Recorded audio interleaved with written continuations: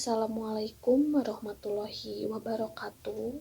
Perkenalkan, kami dari kelompok 8 ingin mempresentasikan tentang kasus pengakuan dalam hukum internasional. Sebelum lanjut ke materi, saya di sini akan memperkenalkan anggota kelompok saya. Yang pertama ada saya sendiri, Windy Nur Afrianjani, lalu ada Salwa Apriliani, lalu ada Felicia Caesar, dan yang terakhir ada Reynaldi. Nama saya Salwa Aprilia Septiani dengan MPM 2410375. Di sini saya akan menjelaskan tentang latar belakang dari kasus pengakuan menurut hukum internasional. Di sini juga terdapat 2 poin. Saya akan menjelaskan poin pertama terlebih dahulu. Pada poin pertama, ada konflik bersenjata muncul akibat pertentangan ideologi atau penindasan. Maksud dari konflik tersebut adalah setelah munculnya konvensi-konvensi Jenewa tahun 1949. Umat manusia mengalami konflik bersenjata dengan jumlah yang sangat besar. Terjadinya konflik bersenjata diawali dari adanya pertentangan kepentingan dengan bangsa lain atau pertentangan antar kelompok dalam suatu bangsa sendiri. Secara implisit, hal ini dapat disebut sebagai suatu bentuk perjuangan nasional atau memperjuangkan kepentingan nasional. Dari peperangan atau konflik inilah kemudian muncul istilah belligerent, yang dapat diartikan pemberontak atau para pihak yang bersengketa. Lalu ada poin kedua, saya akan menjelaskan istilah belligerent itu apa. Istilah belligerent merujuk pada kelompok pemberontak.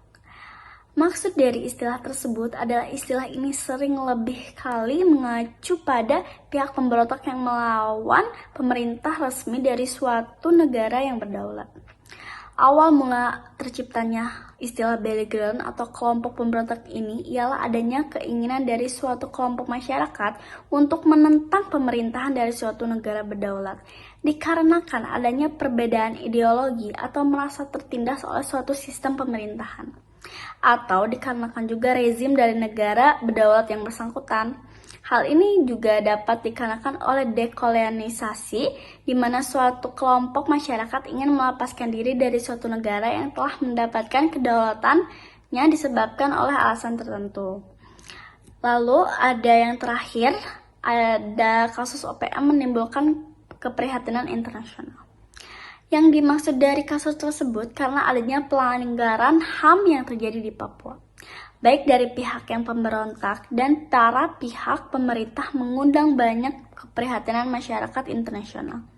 Maka dari itulah konflik Papua belum terselesaikan secara efektif, karena upaya yang dilakukan selama ini untuk meredam konflik membuat orang bertanya-tanya, apakah langkah yang sepatutnya diambil agar konflik ini tidak lagi menimbulkan korban, terutama warga sipil, yang terpaksa ikut tertarik dalam arus konflik. Mengapa pengakuan sebagai belligerent tidak bisa didapatkan oleh POM yang ingin memerdekakan diri?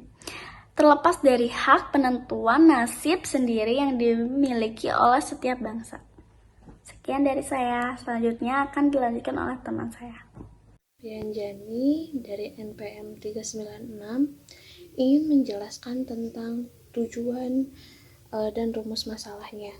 Yang pertama, bagaimana kedudukan pengakuan belligerency dalam hukum internasional. Lalu yang kedua ada bagaimana kebijakan Indonesia dalam menghadapi OPM. Lalu tujuannya menganalisis kedua aspek tersebut secara hukum internasional. Nanti akan dijelaskan oleh rekan-rekan saya. Halo, perkenalkan, nama saya Felicia Caesar Putri Permana dari kelas J dengan NPM 241000379. Selanjutnya, saya akan menjelaskan tentang kodifikasi hukum internasional. Kodifikasi hukum internasional dibagi menjadi 3 poin. Yang pertama yaitu tentang regulasi Den Haag 1899 dan 1907, Konvensi Jenewa 1949. Maksud dari poin pertama, itu regulasi Den Haag 1899 dan 1907 itu adalah aturan pertama internasional yang berkaitan dengan pendudukan. Regulasi tersebut dibangun di atas hukum kebiasaan internasional. Banyak pelajaran yang diambil dari kejahatan yang dilakukan di wilayah pendudukan Eropa dan Timur jauh selama Perang Dunia Kedua dan kemudian dimasukkan ke dalam Konvensi Jenewa keempat 1949 yang mengkodifikasikan bagian terpenting dari hukum internasional modern yang berlaku. Lalu, selanjutnya poin yang kedua yaitu tentang protokol tambahan 1 dan 2 di tahun 1977.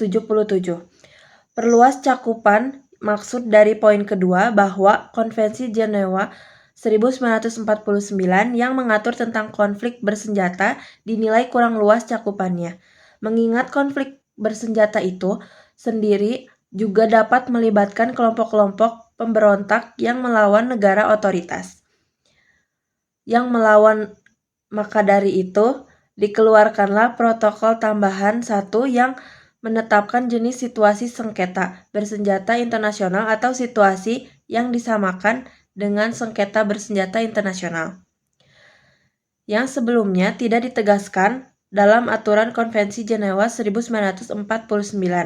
Adapun aturan dalam protokol tambahan 2 tahun 1977 baru mengikat terhadap suatu negara apabila pihak pemberontak telah memenuhi beragam kriteria tertentu.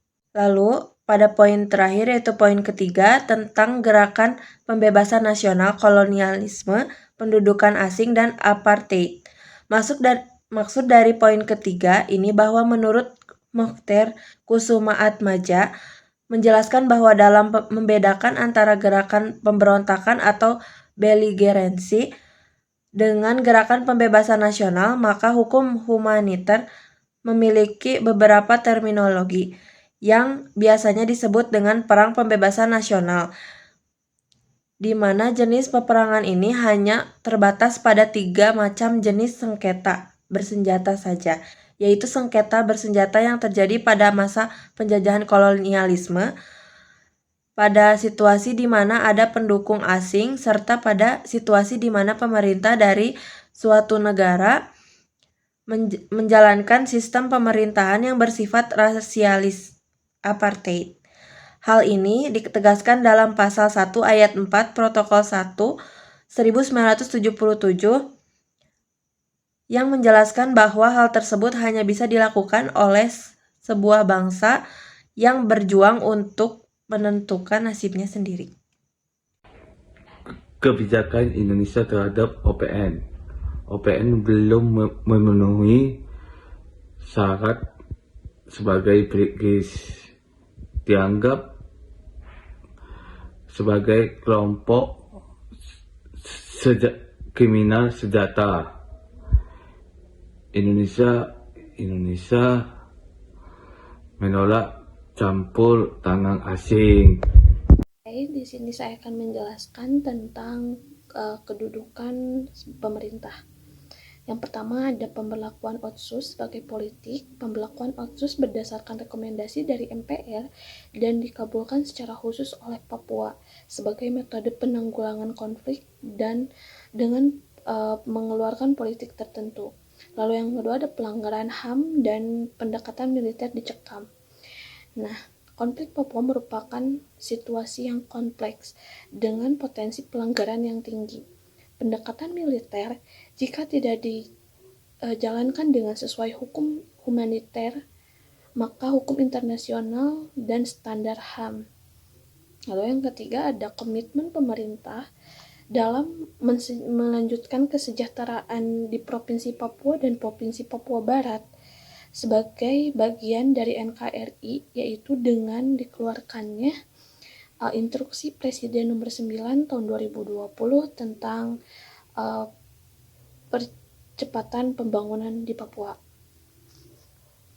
Lalu saya akan memberikan kesimpulan dari kasus OPM, yaitu adalah yang pertama ada beligerasi adalah bagian penting dari hukum internasional. Lalu yang kedua, perlu menegakkan hukum dan penghormatan atas HAM. Lalu yang ketiga, desentralisasikan dan komunikasi dengan masyarakat adat itu perlu.